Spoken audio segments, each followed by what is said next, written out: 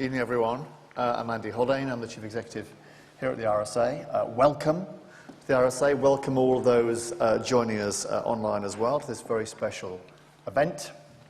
The RSA is thrilled to be serving as a hub for this year's London Climate Action Week, and it's also thrilled to be hosting this evening one of the flagship events on London's just transition. Lots of massive questions, as you all know, raised by that just transition, and we're fortunate because being published just today is a report from the London Sustainable Development Commission setting out what steps might usefully be taken to navigate that tricky just transition. 7 recommendations. We'll hear lots more of those over the course of this evening. It will, of course, require a collective effort involving government, local and central, and indeed communities, and we'll hear from all 3 sides of that over the course of this evening. A reminder for you that after this, about 7:15, we'll pop downstairs for some drinks. I think we'll all look forward to continuing the conversation there. For those that are joining online, either via YouTube or via the RSA's own digital platform, which is called Circle, you can share your thoughts and reflections and indeed questions in the chat or across social media using the hashtag LCAW2023. And I'm thrilled to be joined on stage this evening by a fantastic panel of speakers. Let me introduce them briefly to you. Firstly, directly to my left, Malini Mehra, an RSA Fellow, which is fantastic news, but also, for the purposes of this evening, Chair of the LSDC Just Transition Work Programme. Then, next to Malini, we have Richard Watts, Deputy Chief of Staff in the Mayor of London's office. And then next to Richard, we have Hannah Martin, who's Co-Executive Director of the Green New Deal Rising movement.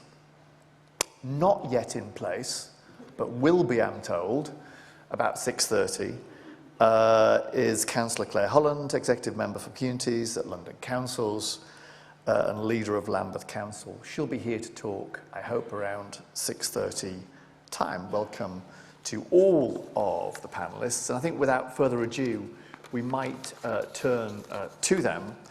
And Malini in particular is going to give us some key insights from that LSDC report launched just today on the just transition for London. Then we'll go down the panel, leaving plenty of time for questions in the room and online, so come prepared with questions for each of our panellists. But without further ado, please join me in welcoming to the podium Malini Mehra.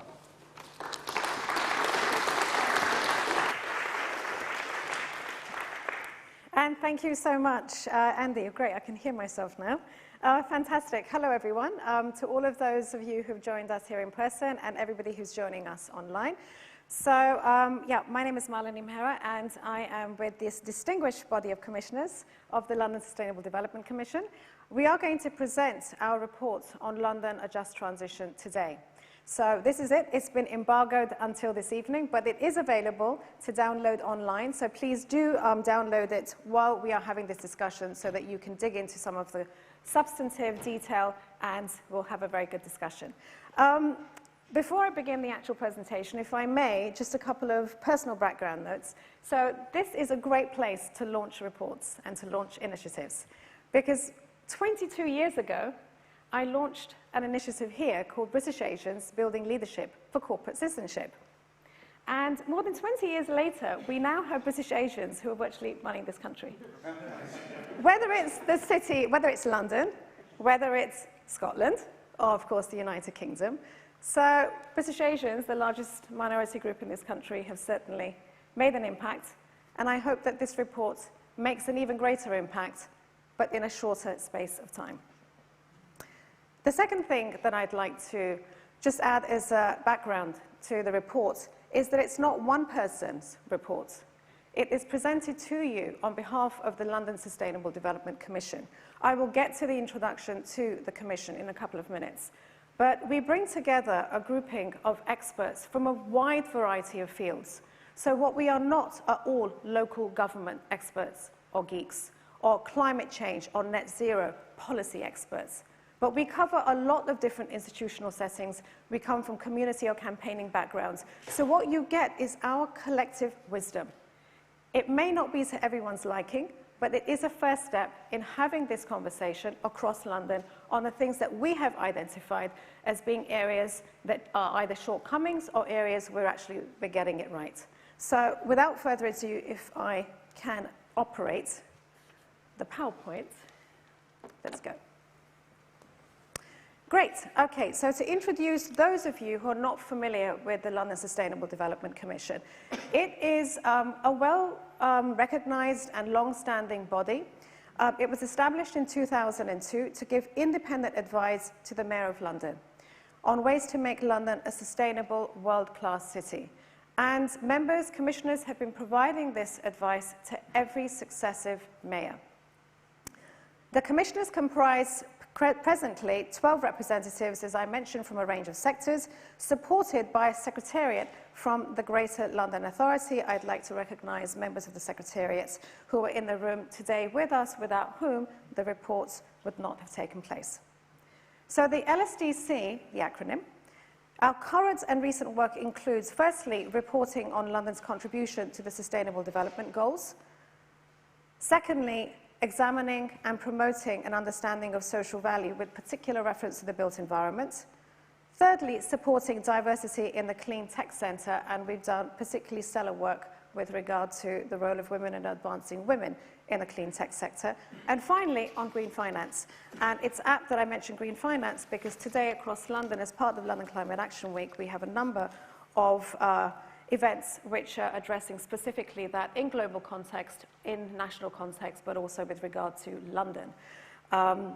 So turning to the next slide, which addresses why we're focused on this issue of London and the just transition.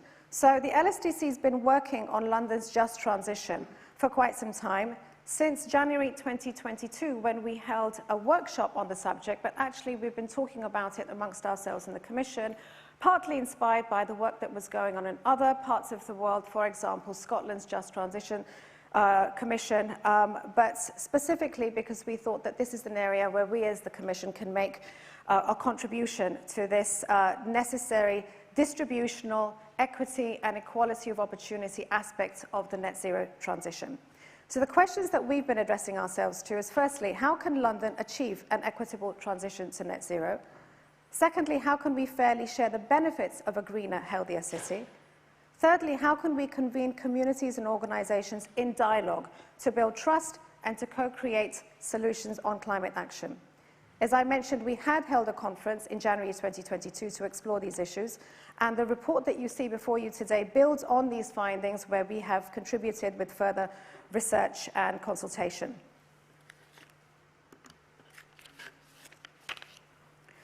So, what do we mean by a just transition?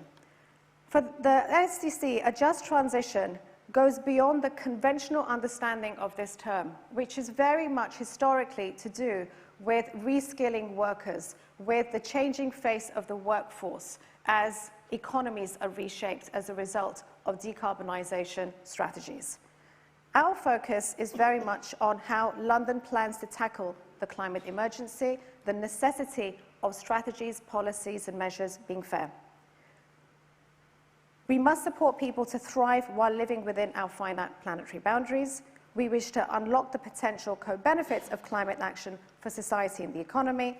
And to give you some examples, we're talking about more energy-efficient homes, tackling fuel poverty and the cost of living crisis while adapting to climate change. We're talking about greener, thriving, walkable neighbourhoods that are healthier, with better air quality and which widen access to nature. And finally, yes, it is also about the economy. It is also about decent green jobs with decent wages and conditions. So, of course, most of you will be familiar with the context within which this report is being produced, and that is the challenges, the specific climate challenges that London faces. As a global city of 9 million people, where we have 1 in 3 Londoners who are born overseas, people like myself, certainly very many of you, a number of you in the room, and those online. Where in order to achieve a net zero city, what are the challenges that we're facing? First of all, millions of homes and workplaces must be retrofitted with insulation and ventilation. We have 2.2 million buildings that must be fitted with renewable energy sources for heating. We have vehicle journeys which must fall by 27% according to the GLA's own analysis. We need more green spaces, we need flood prevention and heat resilience for the adaptation and resilience agenda of climate change. And of course, we need thousands of new green jobs. We recognize that there is a huge amount of work that is already underway to deliver this. Our report makes recommendations for London's boroughs and the GLA on the next steps needed to achieve an equitable transition to net zero. Is that the next one? There we go. So now I'm coming to the 7 findings and recommendations which we are making. The first recommendation is that we need to set out a vision that people can get behind. A greener, fairer, more pleasant city for all. It's important to underscore that we know that we are not beginning from scratch on this. We know that boroughs and the GLA are already doing loads. And we'll hear more about that from our speakers later this evening. But we also know that there is a real appetite from Londoners who have given their political leaders the mandate for change, to act on climate change. According to one study, 89% of Londoners want to prevent climate change, but we need an agreed vision of what action is needed in practice, so communities and organisations can give their informed consent. We have some elements of this already. For example, the GLA and most boroughs have already declared a climate emergency. There are a number of boroughs which have climate action plans. And the London Environment Strategy, of course, is there. London councils have also published a joint statement on climate change, and the London Partnership Board has its Green New Deal mission. But what we are arguing is that London's political leaders now need to set out a coherent and a shared vision of a just transition for the whole city, not just bits of it. The second finding and our recommendation refers to the trust issue. The need to build trust through purposeful community engagement in decision-making. While the public supports climate action, the scale and the pace of the action which is still needed to achieve net zero will require citizens to adjust to changes, such as home retrofits and new transport habits. We know that significant engagement has already taken place with Londoners, including through the above-mentioned citizens' climate assemblies, initiatives, etc., but much more is needed. We need a new social compact. So let's move to the next finding, which has to do, the third finding, which is to build governance to plan and create shared responsibility for a just transition. We know that London's growing green economy can bring multiple social benefits. But for these benefits to be shared fairly, the transition must be properly planned and not left solely to the market. We can look to the UK's rapid deindustrialisation in the 1980s to show the harm that a disorderly, unplanned transition can cause, especially for the most vulnerable communities. So let's look at the fourth recommendation that we're making, which is really about something that you're very familiar with, Andy, and that is the devolution agenda. The powers and the funding should be devolved according to the most appropriate level of government. Many people are arguing that national government should devolve funding and powers to accelerate local climate action. This has been urged foremost by Chris Skidmore's recent independent review of net zero, but also bodies such as the Climate Change Committee and many other local government associations. So what is the next finding that we've made? That is number 5, that we have to design environmental policies that distribute benefits and costs fairly. We know that London's green economy is growing and will continue to do so, but the benefits should be accessible and enjoyed by all equitably. At present, they're not. I'm just going to whiz through the next 2 because I know that we're going to be coming to the substance in the discussion. Our next finding is about empowering communities and organisations to take self-led action, to take independent community action, because London's communities play a huge part in the life of the functioning of the city. The boroughs and the GLA already provide significant support for this social infrastructure, the building of social capital, but we need to strengthen it by coming together with other funders to develop further support for community groups. And finally, it really is about collaborating beyond London. We are not utterly, entirely fixated or obsessed with London. London does generate up to a quarter of the country's GDP. We are by far the largest population. In fact, I think that in terms of the economic output of London, we are more than double that of Wales and Scotland combined, if I'm not mistaken. Anyway, it is an outside impact. But we do need to collaborate beyond London. And not just in the section of the United Kingdom that's here, but the entire British Isles and the entire world. So imagine that you're seeing the shadow of the planet behind that map there. So on my final, I think, the emphasis that we're really making is that we need to understand much better what we mean by a just transition, not just in terms of the decarbonisation agenda, but one of the things that we haven't grappled with is the nature agenda. And increasingly what we're finding is that London's own citizens' assemblies are addressing themselves to the climate challenge, but also the biodiversity challenge. Now, that's something that we haven't underscored in this particular report, but I know from some of the feedback that we're already getting that this is an underexplored area. So setting ourselves up for even more challenge and looking to you for your advice and help on this. So with that, may I commend this excellent report to you, which is now available for download, and I think it may also be available to those who are joining us online through the chat. Thank you very much. Yeah, thank you very much for your attention.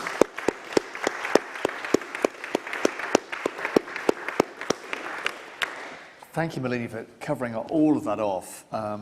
Huge amount of work, so coherently, but comprehensively. And as Malini said, we're going to post in the chat the link to the report for those that want to download that.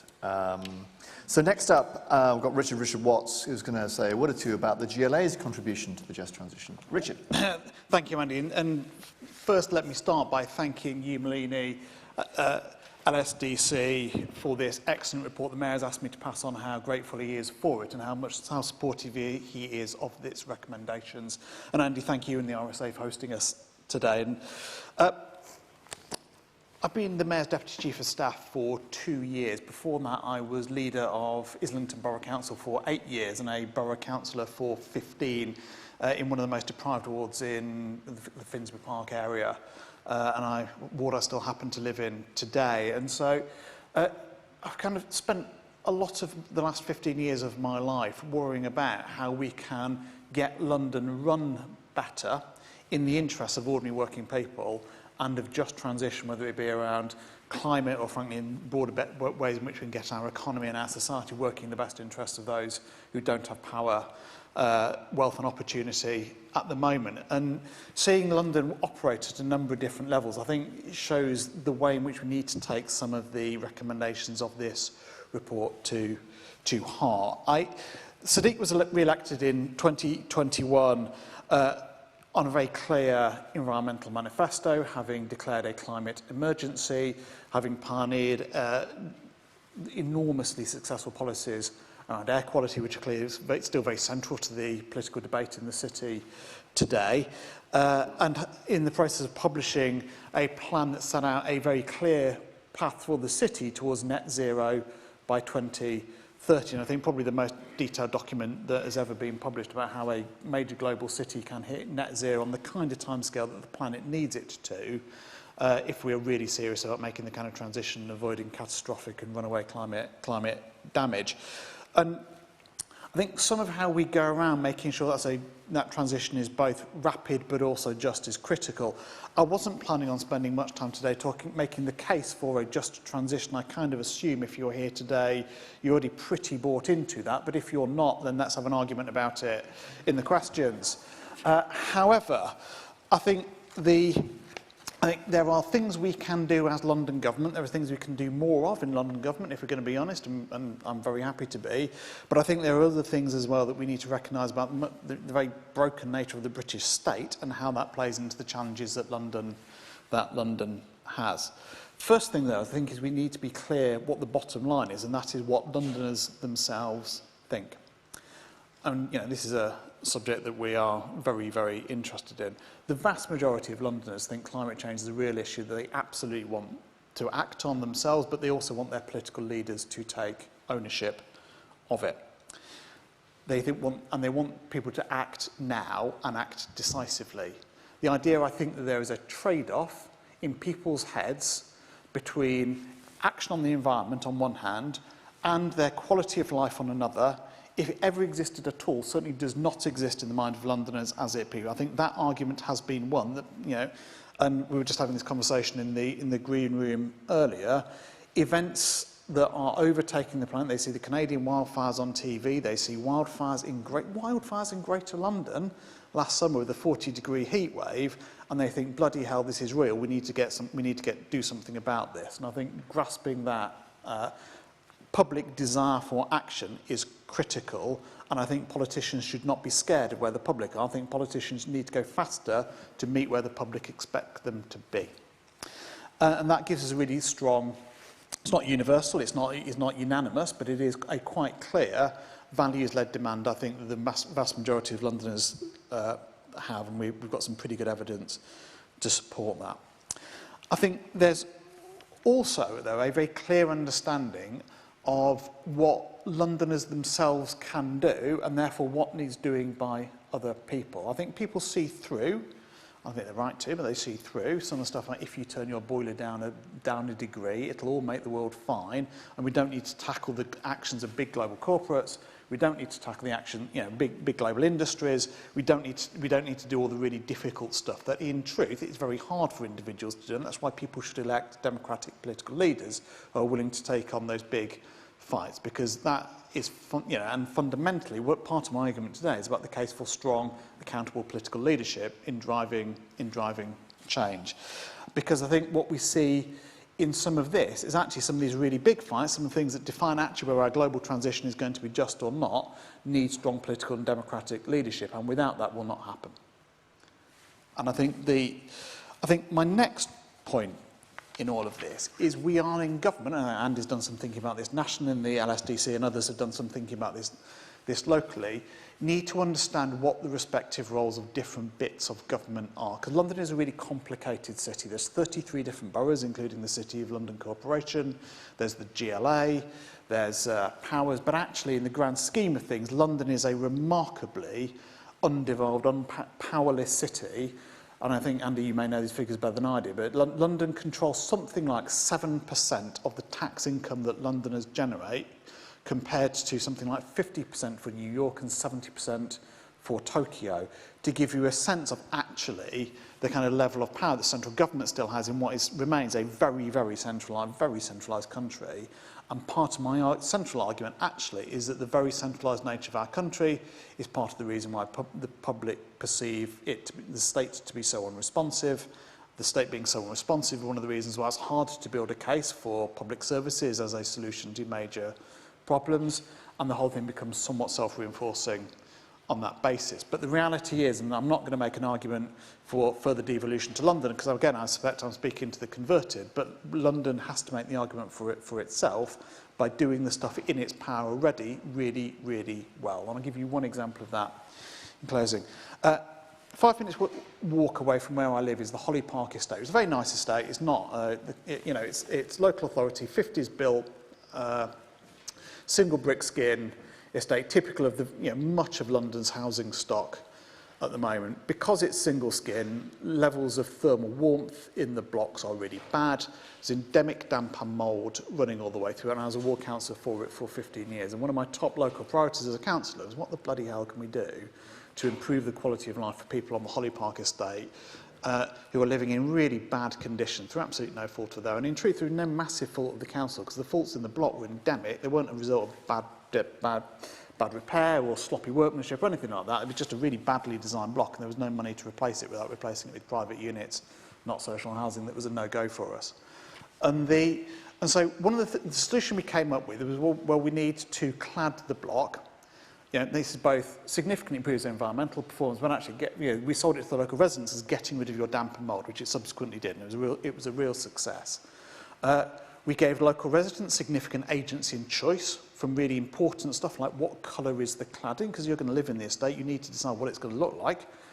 Much better than me as the local councillor to do that, to actually how it functioned, what other investment we would put into the estate. So people really wanted another playground as well. It cost the council next to nothing, but it was a massive issue for local residents, and it really helped people to win them over to the whole scheme.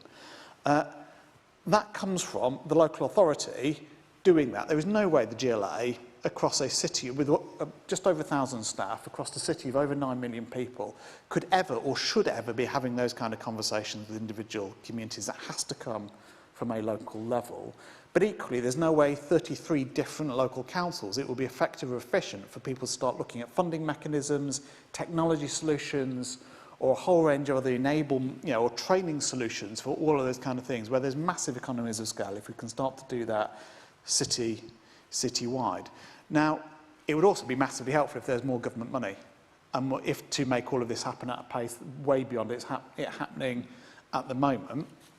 But it gives you a very strong sense, and I think your report talks about this, of how the different layers of London government, I think part of my job in truth is to help some of these layers of London government work together better on the ground to start delivering some of this change for people, getting the engagement right, getting the community support right, getting the kind of sense of local ownership of that kind of stuff right, but also then making sure there's the money, skills, finance and mechanism sitting behind it that mean it can happen at the pace that we all need it to. And I'm not sure we're doing that yet. In truth, the people who need to come to the party are central government, who still control too much of the money.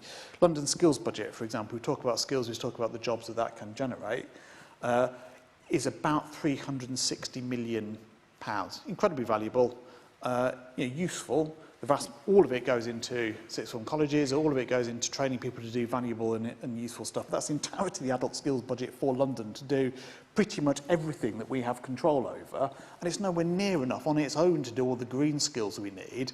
And in truth, we need a concerted effort. If you want to get someone to install heat pumps, first you need to persuade them to be a plumber. And that's not a massively easy sell at the moment.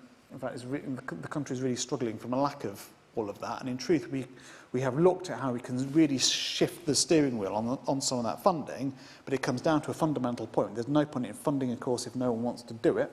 And how do we work together to kind of get all of those in place? So conscious of time, very happy to take questions. I think the Mayor completely agrees with the fundamental conclusion of all of this, that this takes active intervention if we are going to not have a kind of 1980s style unjust transition.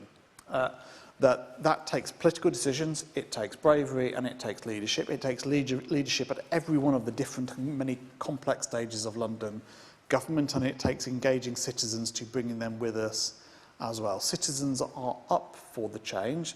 Citizens want to see the change happen, but they don't want to be told, this is all your fault, and I don't have to take on the level of electricity that big data companies are swallowing up to create data centres, because you just need to turn your boiler down with them, and if you only do that, it'll all be fine.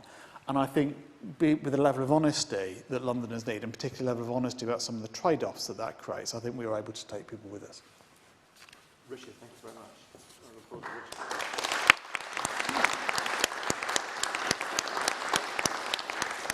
Fascinating perspective. Can I turn now then to Hannah? Hello, right on cue, Claire. Welcome. Hello, good evening. Apologies for being late.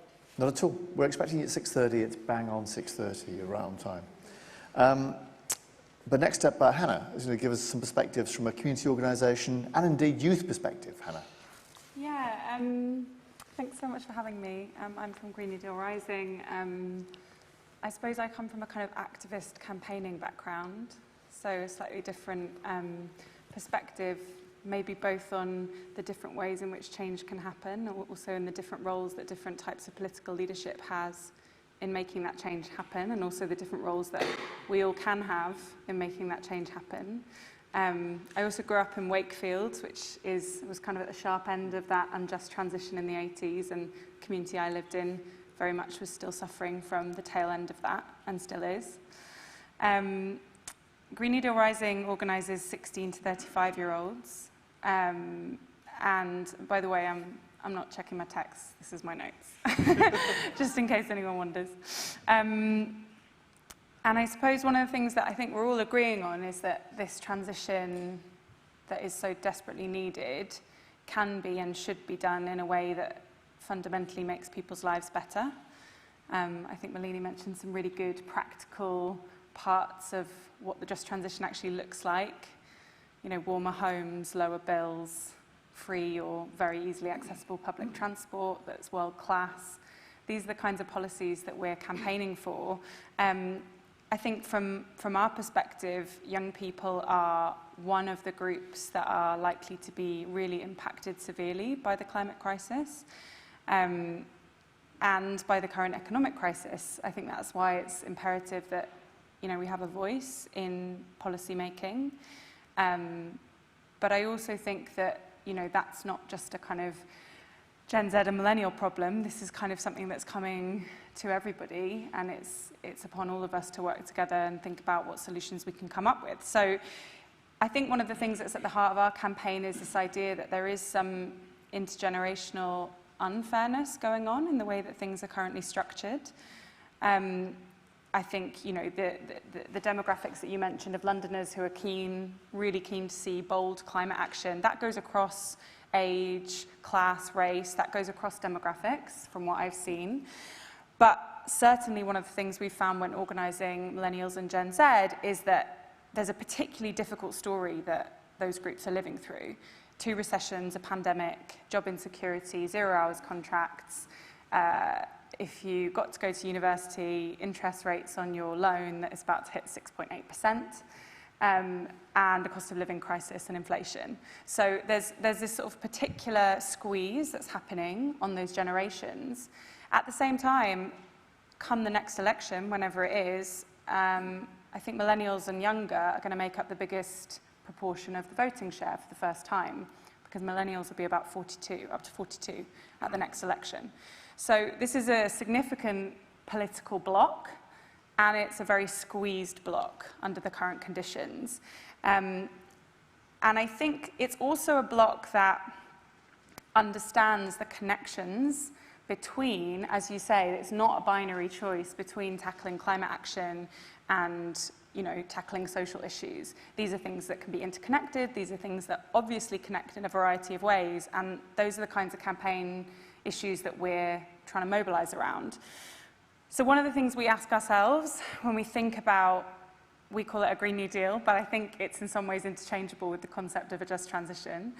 A Green New Deal is a 10-year program modelled on the kind of Rooseveltian intervention post the Great Depression of big economic investment into sectors in the society to like boost job creation, but also to make people's lives better and reduce inequality. Some of the things we ask ourselves when we're thinking about the elements of that are partly to do with what kinds of policies and how do you get about it, but also some slightly bigger, I would say, political questions about who benefits, who pays for things. Are these policies creating co-benefits, the kind of co-benefits that we believe are possible from this moment? And are we committing to a transition at, frankly, the speed and scale required by a justice-centred approach? And what I mean by that is not consigning vast parts of the world that are not here, to be honest, to, you know, really, really bad impacts of climate change by not moving fast enough. So those are the kinds of questions we apply to campaigning around the Green New Deal, campaigning around the just transition. And actually, some of the answers we come up with are focused on national policies, and I'll mention a few of them. But the reason I mention them here in this audience is because I think that it is really important for political leadership and institutional leadership of places as influential as London to take it upon themselves to also advocate for these kinds of national interventions, to also make the case vocally and strongly for things like borrowing to invest as an approach to fiscal policy, wealth taxation as a necessary part of a functioning society. Like, these are the kinds of things that are not actually that radical, to be honest, and are desperately necessary to tackle this scale of the crisis. But I feel like there is a reticence sometimes for us to talk plainly about the kinds of interventions we need, because we're fudging some sort of, I don't know, politics that I don't really agree with. So onto those things, I mean, I think wealth taxes is a really interesting one to start with if you're talking about intergenerational fairness in this moment. You know, we could raise 50 billion, not tomorrow, but over a period of time, from a series of pretty proportional, not that radical wealth taxes on both corporations and the richest in society. That could pay for a bunch of stuff. I don't need to list what it could pay for, but it could also tackle low productivity growth and crumbling public services, for example, and wage stagnation. Another thing we could be doing and could be advocating for across our different platforms is corporations. You know, like you said, some of these problems need to be solved at the level of kind of global corporate power. What are we doing to regulate, to tax those kinds of players who, frankly, are ultimately mostly responsible for many of the ways in which climate change is affecting us all? There are things around public ownership that I think we should be exploring. I think there are some really interesting models out there around public ownership at the local level. The Preston model gets talked about a lot. Community wealth building as a way of injecting finances back into the public purse at the local level. And those are the kinds of things that I think a Green New Deal, a just transition, could be really powerful if we talk about it in terms that people understand, in a way that is replicable and applicable to the local context.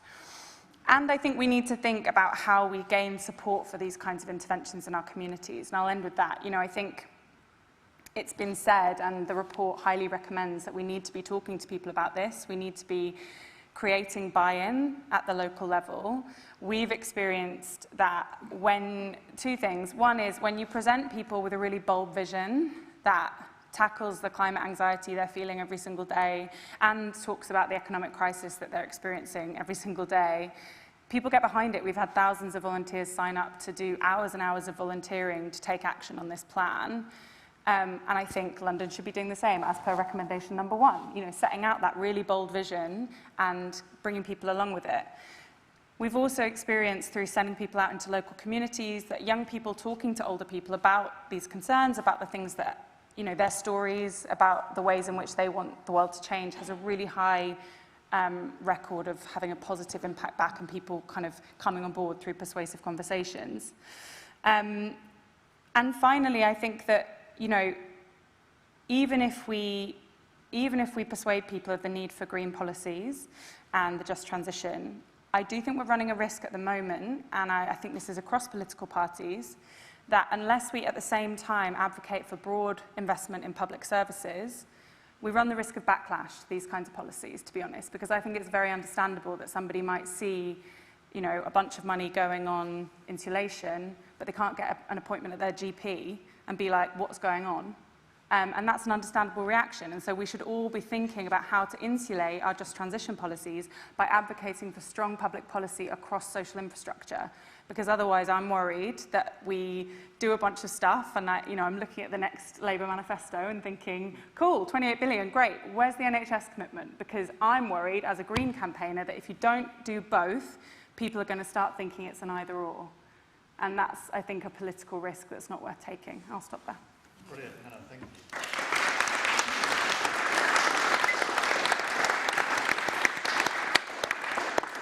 Very clear and some very interesting policy proposals there we might turn to, I hope we turn to in the discussion.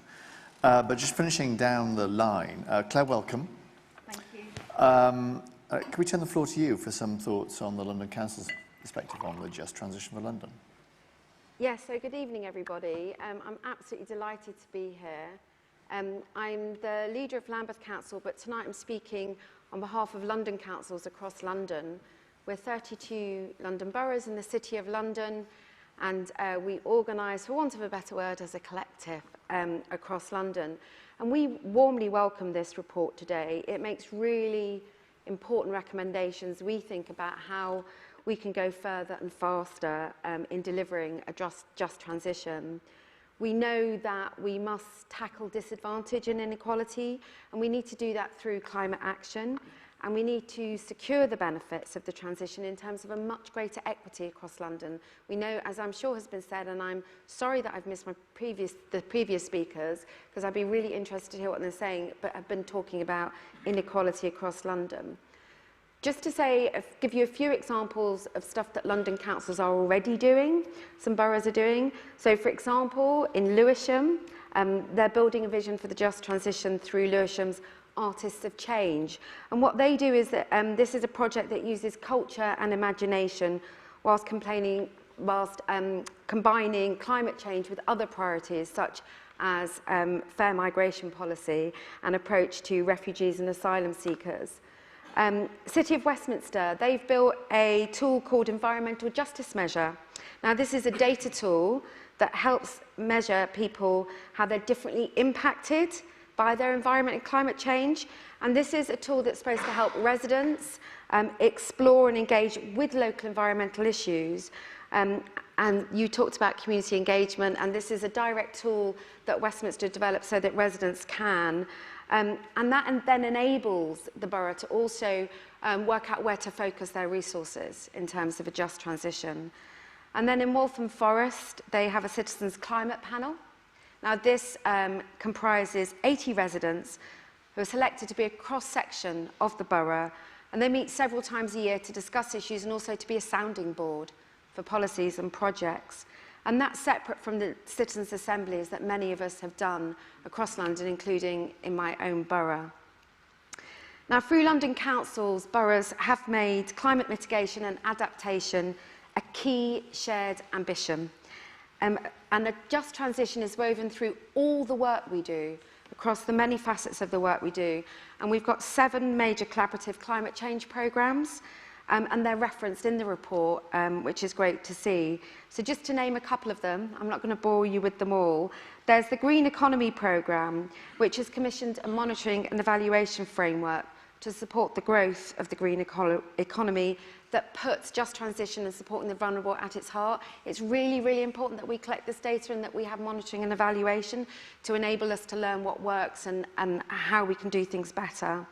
There's also the One World Living programme, and that's developing a procurement standard for boroughs that will help them focus their procurement spend. We have significant procurement spend as boroughs. So it's not only our direct spend, but it's what we're procuring. And London Council is considering how to integrate climate and sustainability, not just to equip local boroughs, but also through our work across London as London councils.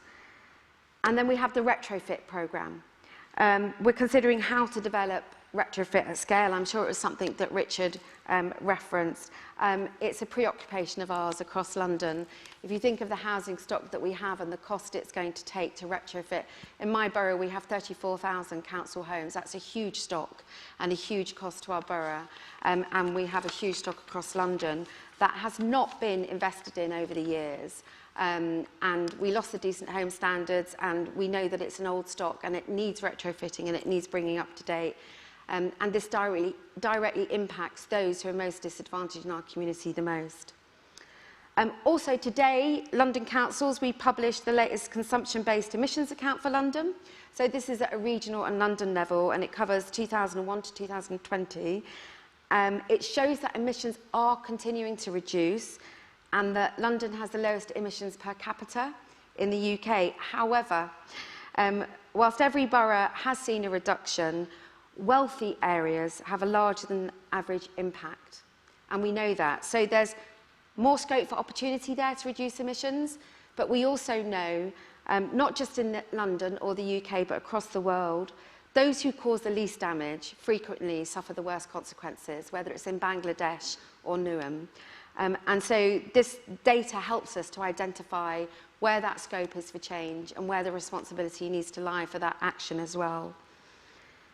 Just briefly reflecting on the recommendation about collaborating beyond London, this is something that at London councils we agree is absolutely essential.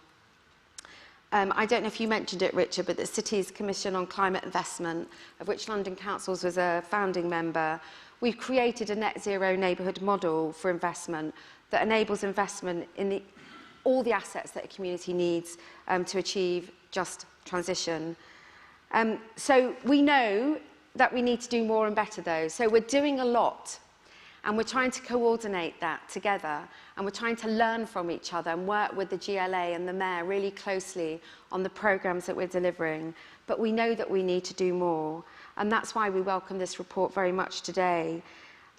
A couple of things we're working on as London councils. We're developing a package of support around climate-capable councils, CCC.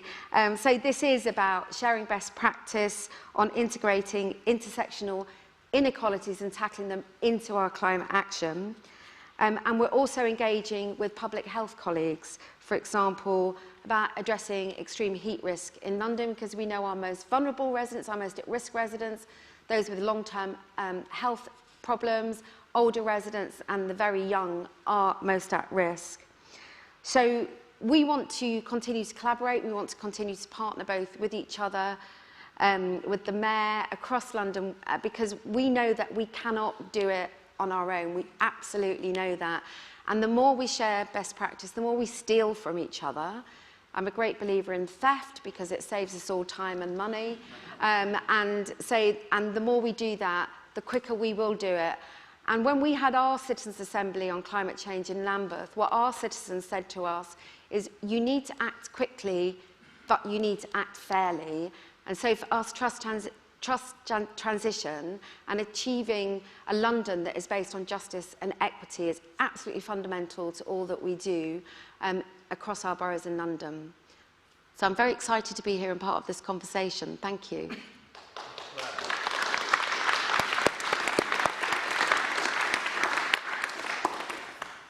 Thank you, Claire. 4 fantastic sets of comments. So ready yourself with some questions in the audience. But just while you're thinking of those, let me maybe pick up 1 or 2 points myself. I think you all, in your various ways, touched upon the importance of skills and indeed reskilling as a way of making the transition truly just and generating those new green jobs, which will require some green skills. My question to you is, how are we going to do that? Because to be honest, this country has a miserable record on the skills front. So given that this is probably as big a transition in skills as we've seen perhaps for 100 years, perhaps longer, why will this time be different? Who wants to go first? Oh, we're all happy. Everyone does. Eleni, go on, you go. Yeah, so why don't I get the ball rolling on this? Because I think that so many of us are really discussing this, whether it's in our personal lives or whether it's in workplaces, whether it's discussing London and the real difficulty that we have with the green skills apprenticeship agenda. Yeah, let's just be honest about it. I think if you just look at some of the stats, I mean, if you read the report, you'll see that we have a colossal challenge ahead of us in terms just of those 2.2 million homes, which need to be retrofitted. You know, part of that challenge is that within 2 years, 2025, we need up to 56,000 plumbers, heat pump installers, that level of skill. And what we unfortunately have is skilled people who are leaving London. So we have suffered a depopulation in London, and we don't have the exact figures. We haven't mentioned Brexit, but it's part of that economic dynamic. And so I think that just looking at the challenge that we have before us, there are lots of structural deficiencies. I'll get the ball rolling on a personal note because I've got teenagers, kids who are in school. And, you know, from a very early age, they have been exposed to the necessity of a green transition. Yeah, not because the parents are environmentalists, but they've been picking this up in schools. So, you know, from the age of 4 or 5, they learn about air pollution. Their schools, I mean, our kids go to school in Peckham.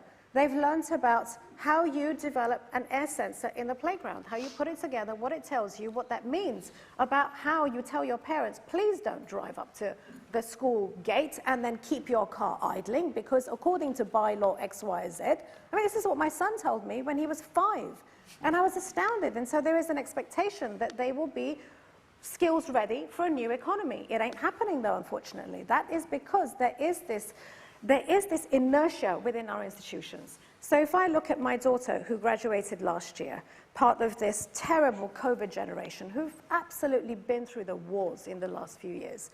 So when she was preparing for career pathway, I was astonished at how many of the incumbent industries, I'm talking of BAE, BP, those in the aviation, fossils sector, were coming to schools and saying, look, we've been on the road to Damascus, yeah?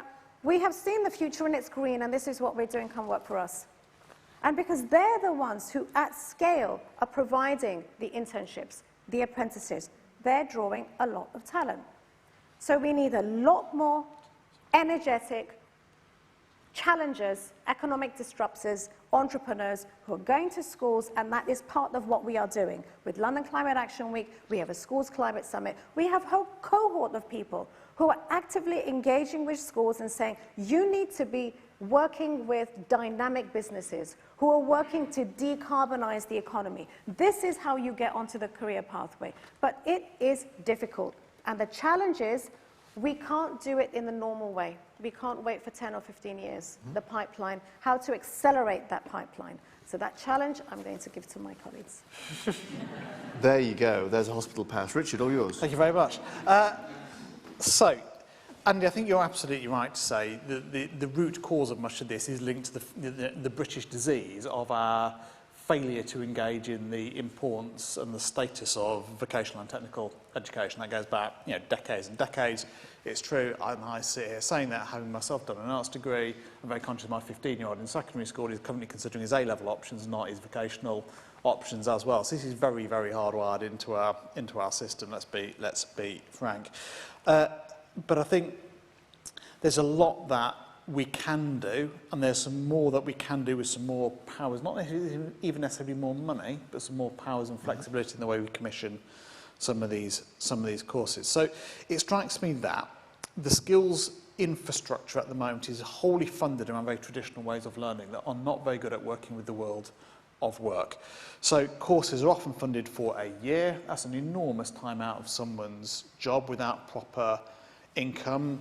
The apprenticeships, the way the apprenticeship levy works at the moment enormously incentivises people effectively to train existing managers with further career development rather than using all the money tied up in the apprenticeship levy, as I think it would be more commonly understood how it might, how it was envisaged it might work to begin with. But the apprenticeship system itself feels very unresponsive to employer needs. I hear a lot from employers that they are struggling to take on people who come out of FE colleges because the skills on construction sites, the skills you need to fit heat pumps and so on, have moved on so dramatically in such a short period of time. It's really hard for the education system to keep up with what they need to teach to get the skills of the people coming out of those courses relevant. And I hear a lot from the colleges, they'd love to do all of that, but they simply don't have the capital funding it needs to shift construction courses away from the skills that people were taught 20 years ago. It's absolutely not that the colleges don't want to do that. I mean no criticism of them at all, but just it takes an investment in cash and stuff that they simply don't have the ability to do. One of the things the GLA has got with the very limited decentralisation it currently has of the London's adult skills budget, or at least a portion of adult skills budget, is to say colleges can spend 10% of what they get on whatever they want. And that's allowed, that 10% is commonly spent on short courses that tie in with the world of work far better. So someone who's already got some skills can train to fit heat pumps in a very short period of time. And that actually works far better, I think, for getting things working. So there are mechanics you can use, but we're stopped from doing that for more than 10% of our funding by government rules. Right. And it's so, and I think the final point I'd make, and this is a social justice point, is we need to make many of these jobs just better things to do. How many construction jobs pay for holidays? How many construction jobs are in fact fake self-employment? How many jobs in this sector are pleasant things you would encourage your own children to go into? Not many. And that's fundamentally why it's hard to recruit to some of these things. Richard, thank you. Hannah or Claire wanted on this point? I mean, I completely agree with that final point. I think unionisation is also a key part of that, and strengthening union participation and tackling anti-union laws. And the only other thing I'd add to what's already been said is I think some of the structural issues with kind of the way in which London works currently is to do with housing. I mean, I had to move 8 times in 7 years as a renter in London, as a young person. So it's like, I think there are some structural issues as well that mean that this city becomes unviable for people, particularly if they're looking at taking a risk on a low income or shifting careers in any way. So I think there are ways that we could be thinking about this structurally as well. Claire? Yeah, so I agree with what everybody's said.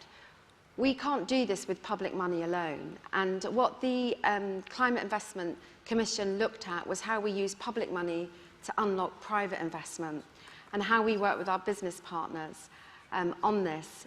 And one of the structural difficulties is the way that funding is handed out by government. It's not devolved locally. And so what we have to do is we have to bid into funding pots.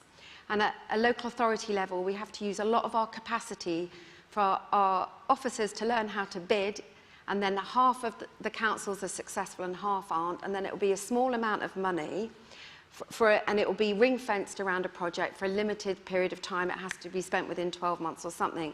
What this does is, it means it's very hard to attract investment in. And so that needs to change, and we need certainty of funding. However, we are not waiting for that to change. We are taking action locally. And the reason that I was late tonight is I'm absolutely thrilled that I was at the official opening of London South Bank Technical College in my borough on the Wandsworth Road.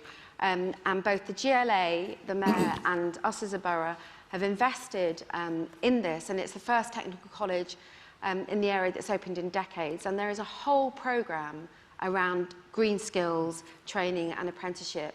And we as a council are working with London South Bank University on green pathways into skills and apprenticeship.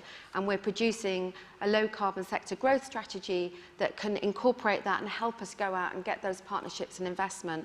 And we're doing a lot of similar stuff across London councils, and we need to scale that up. So we are stepping into the place of leadership where it's lacking nationally and internationally.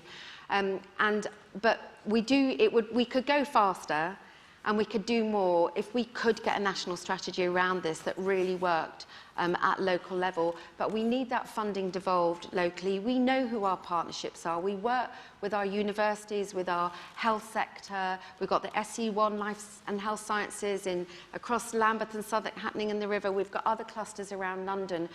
People are working locally on this agenda. And so let's celebrate that, but also, yes, let's learn from that and scale it up. And we need that certainty of funding so that we can unlock that investment. Great. Malini. Can I just come in on this? Because it's really important just to state the obvious, which is that London has a massive climate cluster. Yeah, so the reason that we have London Climate Action Week is because we reckon that there's something close to 300,000 people who are working in this climate sector. So, you know, there are lots of different ways of measuring it, but effectively the environmental goods and service sector plus. And there are loads of things that are happening. We haven't mentioned the Mayor's Green Skills Academies, which started last year. So they are spreading. So they're providing that, you know, the institutional framework for community colleges, for sixth forms, for, you know, further education, for pupil referral units, to democratize access to skills.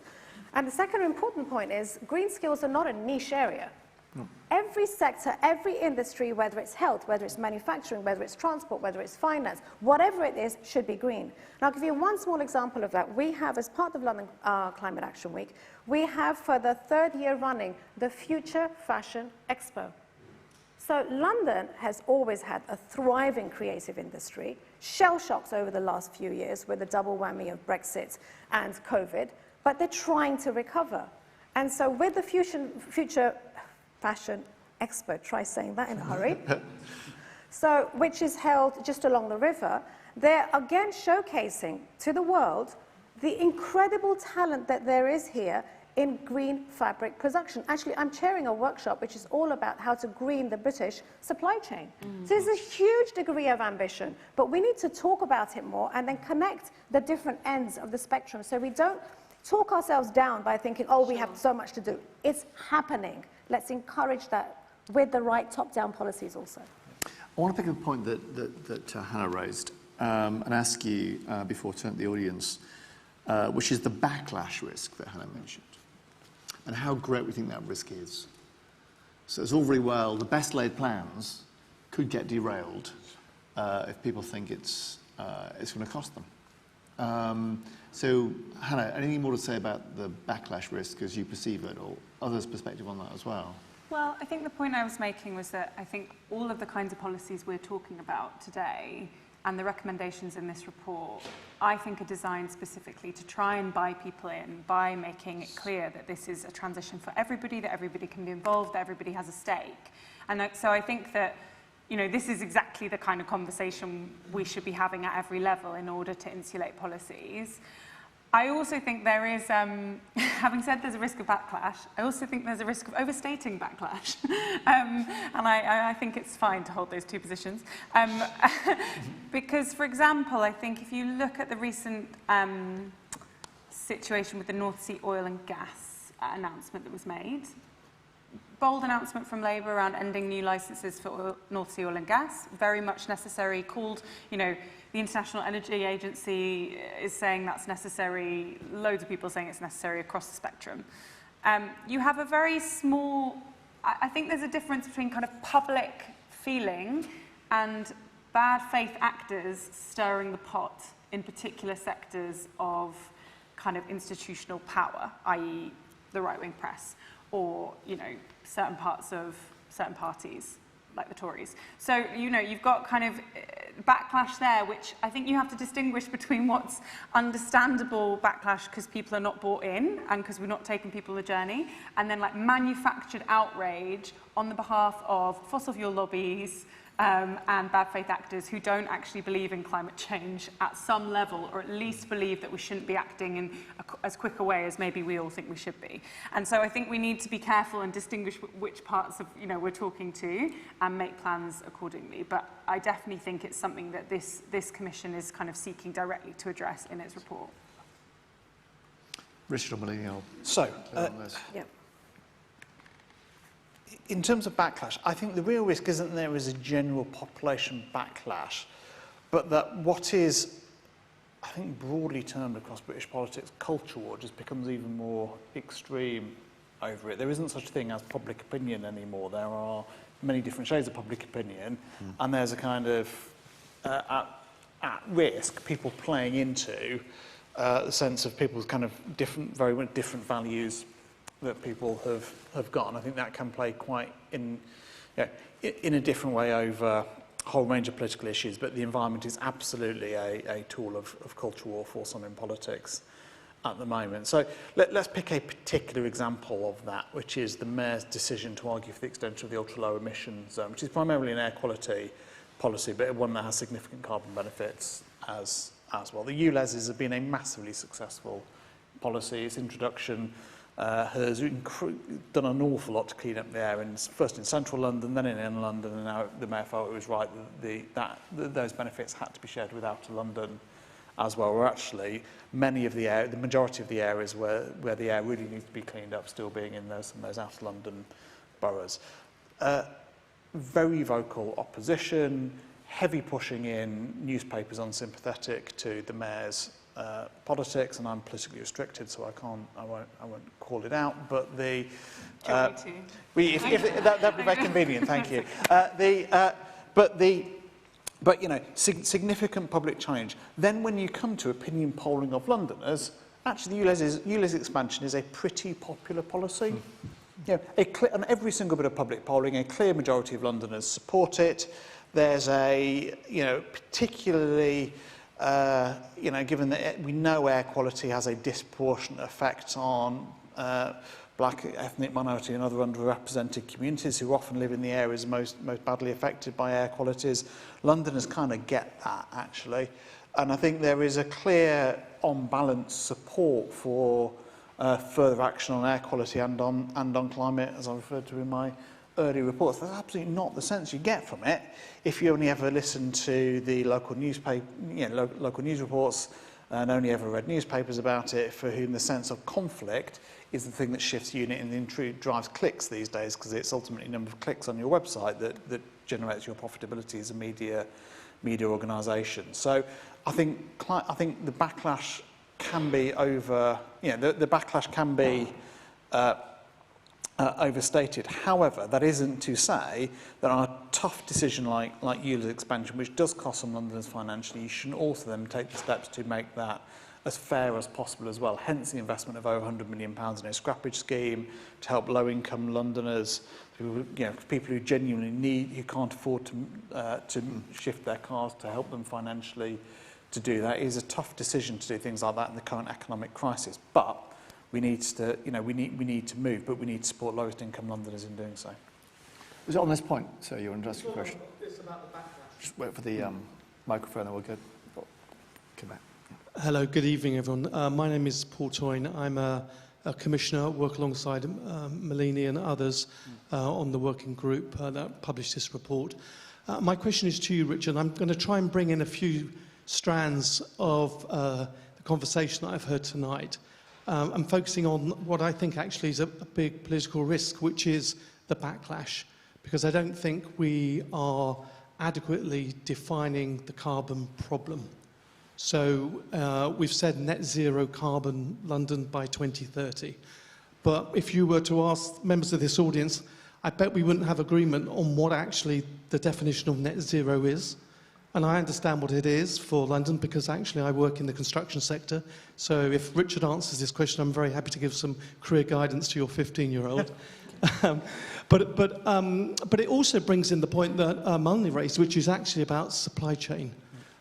Because one of the first pieces of work I did as a commissioner was actually work with the GLA, the C40 and others to look at whole life carbon, which means we really understand where the carbon emissions are, some of which are outsourced. So if you think about London as a heartbeat, our goods and services flow, people flow, and at the moment we have quite a narrow definition of what net zero is.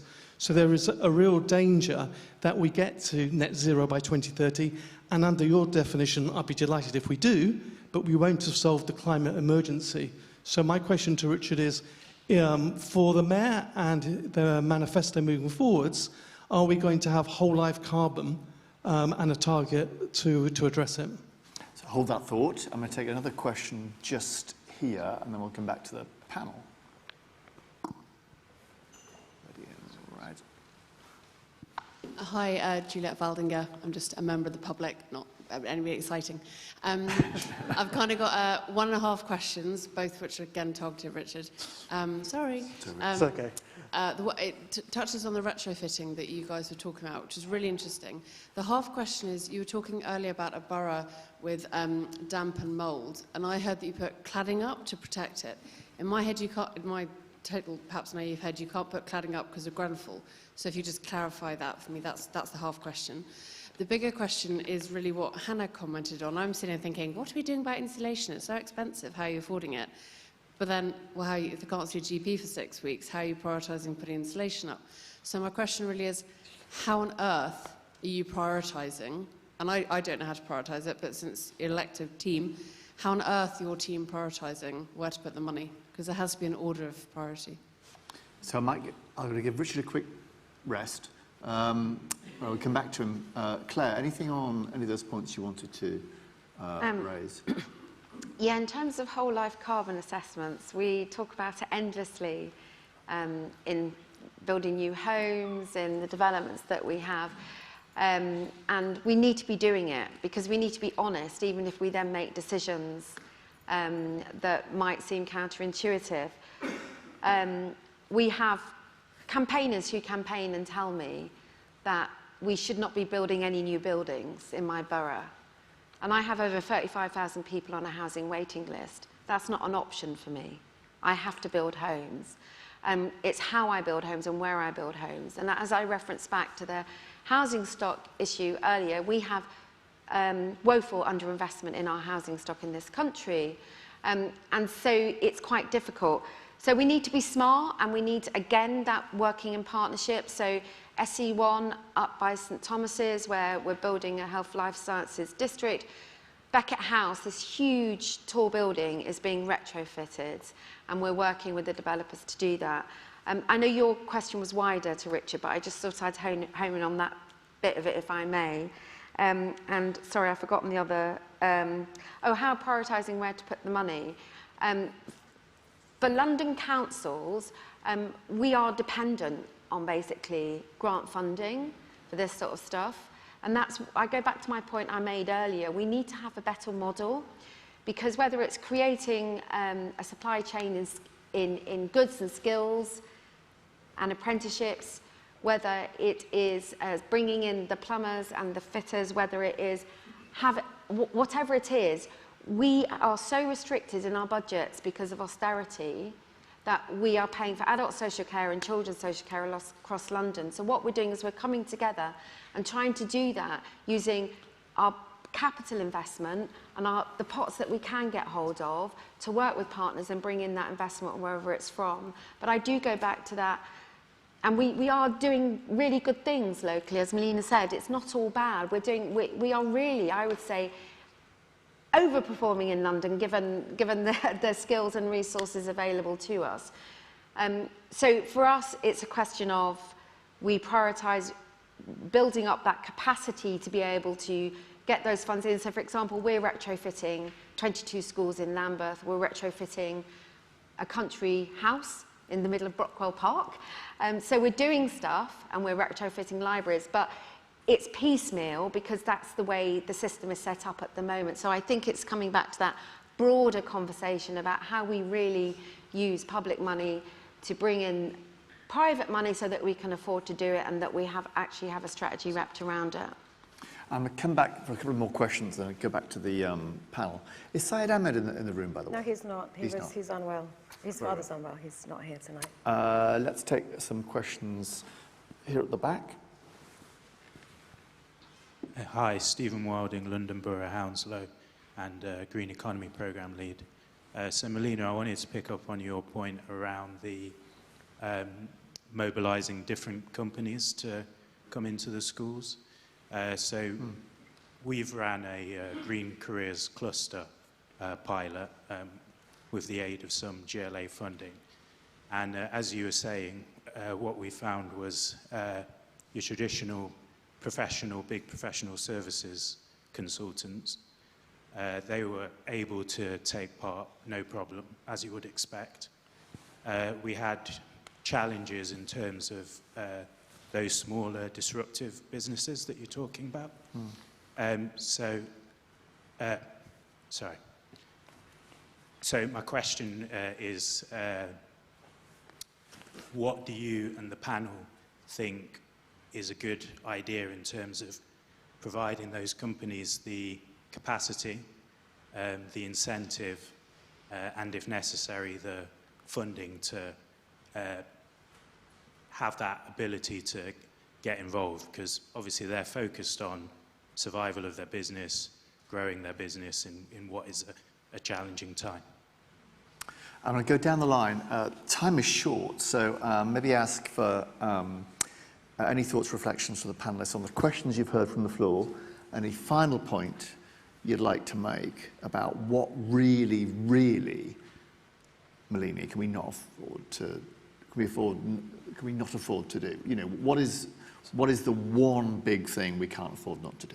Oh gosh, you're asking me to channel everything down to one thing. I mean, yeah, so if I may, just a couple of minutes on responding to some of the points that have been made. So Stephen, your point, you're from Hounslow, you've been working on the green economy piece with London councils.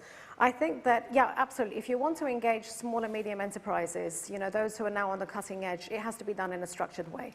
Either they are paid to be brought in through speakers programs, there are plenty of them. Imperial College London, one of our partners, has a fantastic incubator program on clean tech, and actually they have new incubators, younger companies, younger innovators, and then they've got a pipeline of mature ones. And we've invited one of those mature companies, actually, which is in solar tomorrow at the opening of London Climate Action Week, to talk about exactly where are these structural problems. Because just quickly on the issue of housing and jobs, there was a really interesting report that was done a couple of years ago by London First, which was very much a citizen-led exploration of what just transition meant if you didn't use the jargon. If you just talked about what people's everyday gripes are And they're about two things. They're about housing, housing quality, not having jobs, having crap houses, having crap jobs, okay? So this is absolutely, these are the two threads that run through any conversation. And about housing, to Juliet's point, it is about housing. It is a priority because that is where the biggest bang for your buck is in terms of carbon emissions, and we know it. So Richard, you know about the Green Accelerated Pathway because that is the one that the mayor has picked. When the mayor, in a moment of transcendence, decided in December 2018 he was going to adopt an even madder, pardon, the use of the term, but an absolutely really, really challenging target of 2030 for London's net zero decarbonisation when the UK is 2050, when most councils are 2035 for all of the boroughs. Some are corporate net zero 2030. How do you achieve that? Well, he picked the Green Accelerated Pathway, which says, okay, transport, we're kind of okay. We have cut more than half of London's overall carbon emissions over the last roughly 20 years. But the real pain point is in housing. So to answer you, I would really focus on housing and I would not dismiss people and their concerns.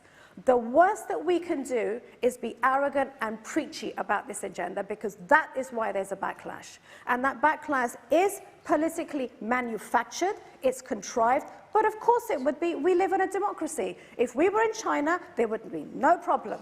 But we are talking not of draconian institutions, but democratic institutions. And the problem is, how do we manage that temporal challenge? Because we don't have time, and when Sadiq tries to rush in ULEZ, he faces the backlash, because it takes time to bring people on board. Thank you, Belina. So, I completely agree with your take that building sector is the hardest bit. Transport is changing quickly, power generation is changing quickly as well. They feel relatively tackleable. In the enormous scale of everything that needs to be done, they feel more tackleable than the state of London's building stock, which is by far the most challenging area of my work, I think. And so questions about whole life carbon, I think, are very real. I mean, there is some questions around, there is some expectation around whole life carbon analysis in the current London plan. I think there is, that area of thinking is developing as the London plan develops, and I think there is more to come in that as well. Because your overall analysis, I think, is clearly right, and we need to develop policy in line with that. And it goes on to questions of cladding, where I think Grenfell was an utterly horrific tragedy created by terrible regulation, terrible building control, and a kind of a commercial environment that just absolutely failed people to the extent that it cost 72 of them their lives in the most tragic possible way. And it was an enormous setback for people trying to do the right thing and to do something with London's existing building stock that takes you away from the argument of the only solution to all of this is knocking it all down. Albeit there are still, and Claire is right, there are still some buildings in London, the only solution to it is to knock it. There is to knock it down. It can't be wrong to be absolutist about this. And Claire was also right to say that we can't use carbon, it is the opposite of a just transition. It is the most unjust transition if we use carbon arguments to argue against the creation of new affordable housing, which is the thing we need to most construct to make London a fairer place. So I wholly agree with Claire on that as well.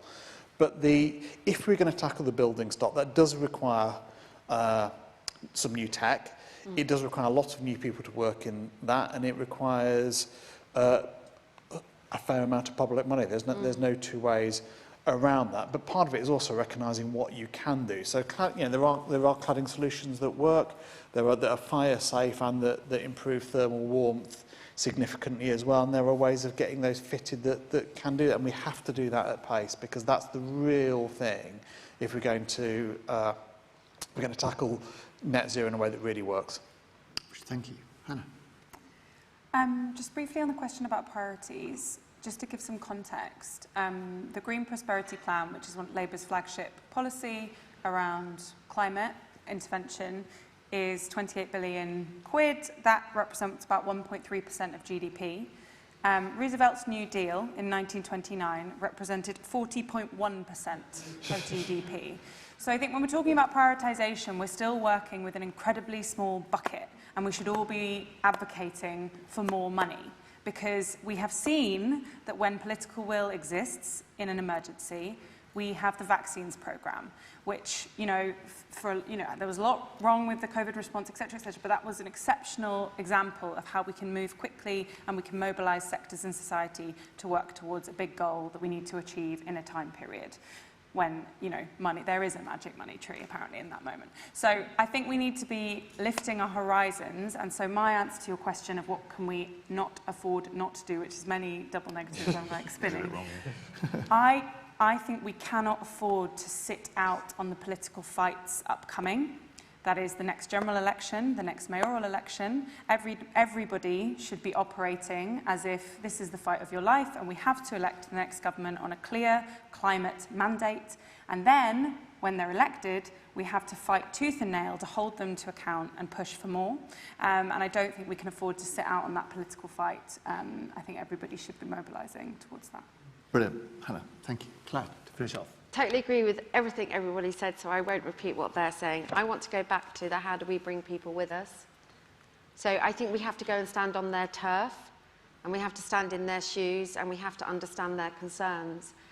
And if you talk to a parent in Newham or Brent or Croydon, what they want is they want their kid to be able to grow up and have access to a well-paid job and be able to afford a roof over their head.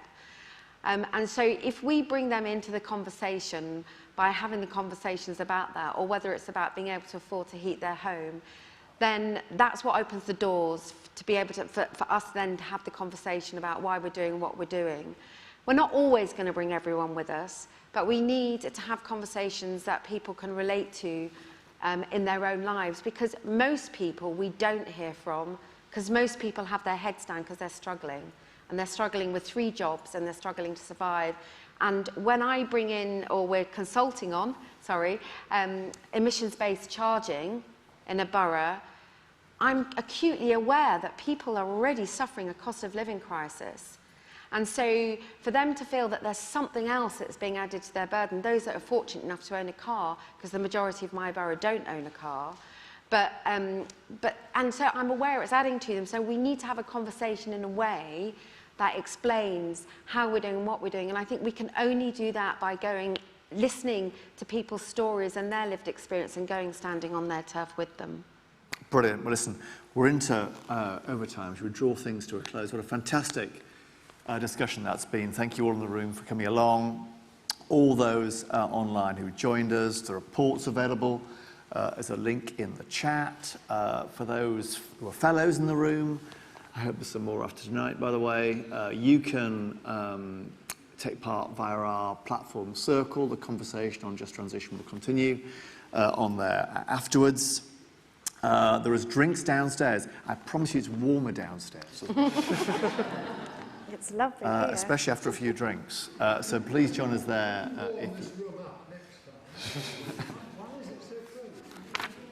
Aircon on warm days. And enjoy the rest of London Climate Action Week. It's going to be a fantastic set of events. But for the moment, please join me in thanking our fantastic panellists, Stephen Bellini, Richard, Hannah, and Claire.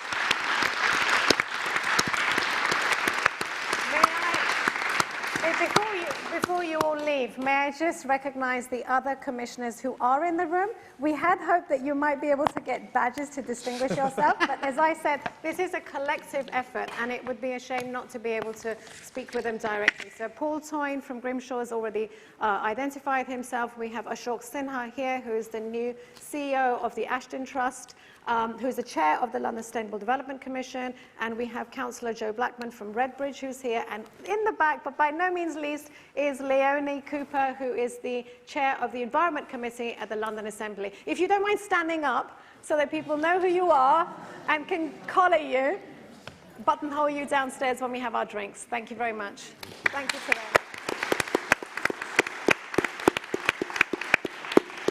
And thank you to my wonderful Secretariat colleagues, John Emmett, Emma Carroll, and Nusrat Yusuf.